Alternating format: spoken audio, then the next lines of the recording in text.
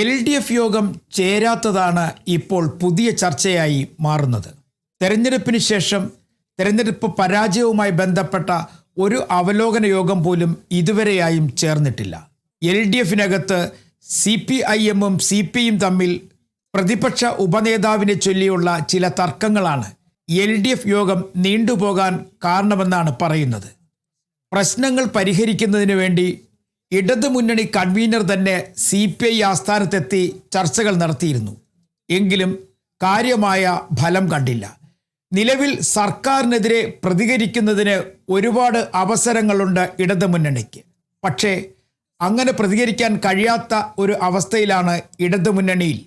കാരണം CPIM മാത്രമാണ് ഇപ്പോൾ സർക്കാരിനെതിരെ എന്തെങ്കിലുമൊക്കെ പറയുന്നതും വലിയ തരത്തിലുള്ള പ്രതിരോധങ്ങൾ തീർക്കുന്നതും.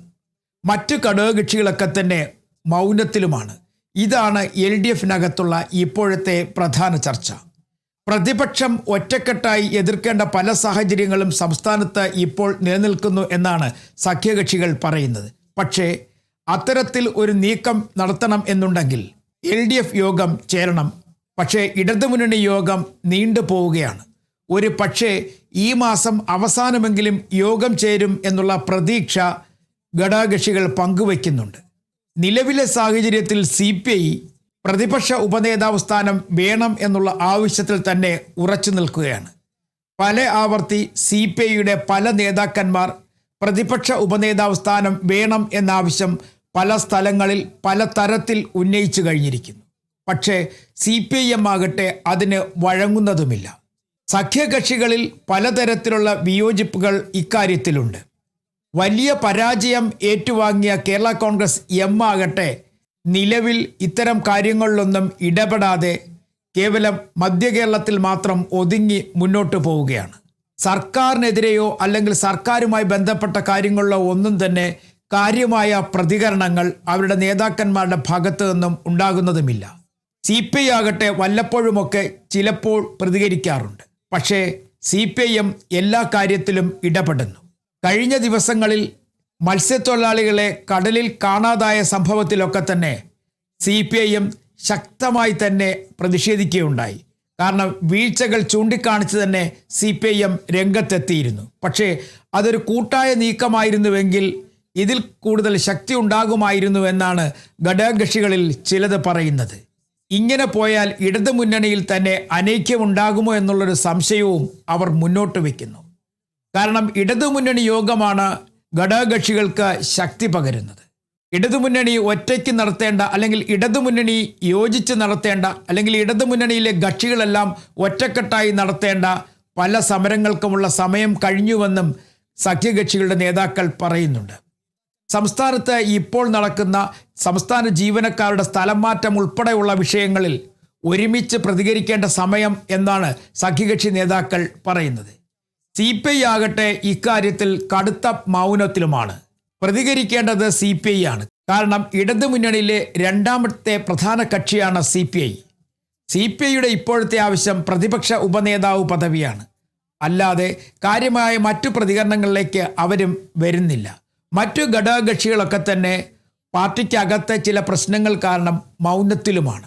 എന്തായാലും പ്രശ്നങ്ങളൊക്കെ ഒരുപാട് തലപൊക്കുന്ന സമയത്ത് ഇടതുമുന്നണി ഇങ്ങനെ മൗനത്തിൽ പോകുന്നതിനോട് വിയോജിപ്പുണ്ടെന്ന് തന്നെയാണ് ചില നേതാക്കൾ പറയുന്നത്.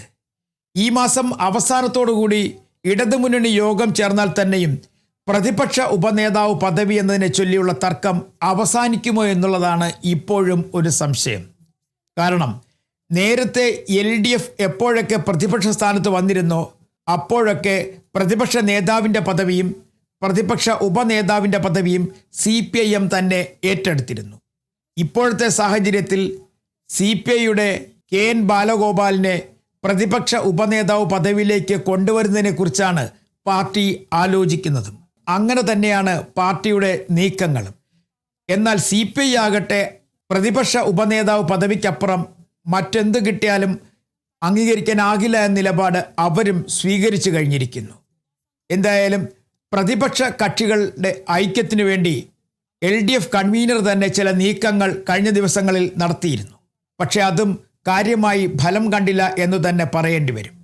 എന്നിരുന്നാൽ തന്നെയും CPIM എല്ലാ ശക്തിയും ഉപയോഗിച്ചുകൊണ്ട് തന്നെ അവർ ഭരണപക്ഷത്തിനെതിരെ അവരുടേതായ പ്രതിഷേധങ്ങൾ സംഘടിപ്പിക്കുന്നുണ്ട്. എല്ലാ കാര്യത്തിലും എല്ലാ ദിവസവും ഒട്ടുമിക്ക ദിവസങ്ങളിലും CPIMൻ്റെ സംസ്ഥാന സെക്രട്ടറി തന്നെ പ്രതികരിക്കുന്നുണ്ട്. പ്രതിപക്ഷ നേതാവെന്ന നിലയിൽ പിണറായി വിജയൻ പോകേണ്ട സ്ഥലങ്ങളിലൊക്കെ പോകുന്നുണ്ട്. കഴിഞ്ഞ ദിവസങ്ങളിൽ കടലിൽ കാണാതായ മത്സ്യത്തൊഴിലാളികളുടെ വീട്ടിലും ഒപ്പം തന്നെ രക്ഷാപ്രവർത്തനത്തിനിടയിൽ ജീവൻ നഷ്ടപ്പെട്ടു പോയ രാജേഷിൻ്റെ വീട്ടിലുമൊക്കെ പ്രതിപക്ഷ നേതാവ് എത്തി അവരെ ആശ്വസിപ്പിച്ചു. അപ്പോൾ അക്കാര്യങ്ങളിലൊക്കെ CPIM വളരെ മുന്നിലാണെങ്കിൽ തന്നെയും കൂട്ടായ പ്രവർത്തനം വലിയ തരത്തിൽ മന്ദഗതിയിലാണ് എന്നാണ് ഘടകകക്ഷികളുടെ അഭിപ്രായം. ഇത് പരിഹരിക്കാനുള്ള നീക്കങ്ങൾ CPIMൻ്റെ ഭാഗത്തുനിന്ന് ഉണ്ടാകുന്നില്ല എന്ന ആരോപണവും ഉണ്ട്. എന്തായാലും ഈ മാസം അവസാനത്തോടുകൂടി തന്നെ ഒരു പക്ഷേ ഇടതുമുന്നണി യോഗം ചേരുമെന്നുള്ളത് ഉറപ്പായി കഴിഞ്ഞിരിക്കുന്നു. കാരണം വരും നാളുകളിൽ കൂടുതൽ ശക്തിയോടുകൂടി സർക്കാരിനെതിരെ പ്രതിഷേധിക്കേണ്ട സമയമായി കഴിഞ്ഞിരിക്കുന്നു എന്ന് തന്നെ ചില നേതാക്കന്മാർ തന്നെ പറയുന്നു. കാരണം നിലവിൽ നടപ്പിലാക്കുന്ന ചില പദ്ധതികളോട് അവർക്ക് കടുത്ത വിയോജിപ്പുണ്ട്.